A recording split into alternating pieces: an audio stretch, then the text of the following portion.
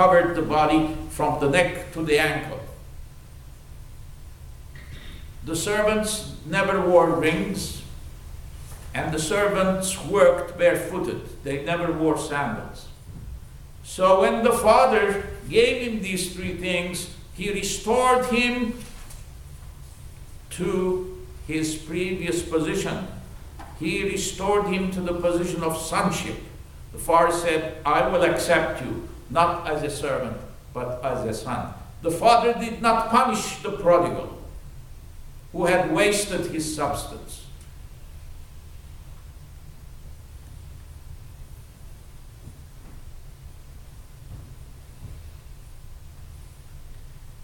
Now,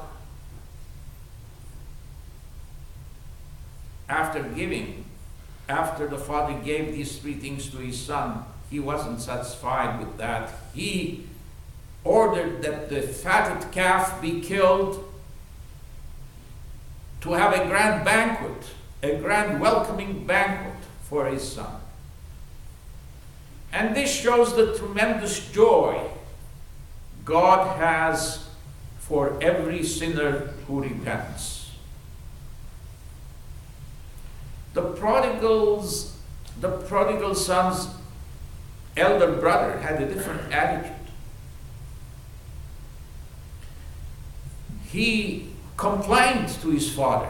He said, this son of yours, he did not call him my brother. He said, this son of yours wasted your money and now you organize a banquet for him?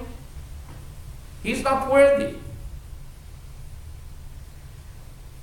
The two brothers were lost. The prodigal was a rebel, and the elder son was self-righteous. Self-righteousness is as offensive to God as moral failure. Actually, a self-righteous attitude is more dangerous than moral failure. Do you know why? Because a self-righteous person is unable to see his error, is unable to see his sin and confess it.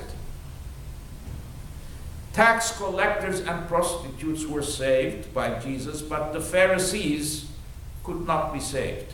Why? Because they were self-righteous. They thought they were better than anybody else. They thought they had no sins, and therefore they did not seek forgiveness. They never obtained salvation because they thought they had no sin.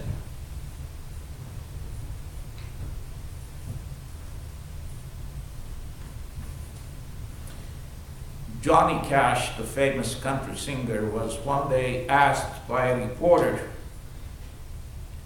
if he believed in hell. And when Johnny Cash replied in the affirmative, the reporter asked, how can you prove it? How can you prove to us that there is hell? And John Cash replied, I've been there. Theologically, this statement of Johnny Cash is incorrect. But the meaning behind the statement is true. Whoever tries to live independent of God will have a very miserable existence.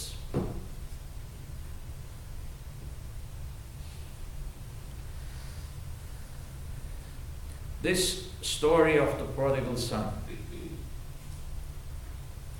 shows God's heartbreak over the lost. And it also shows the joy, the tremendous joy God feels when a prodigal repents.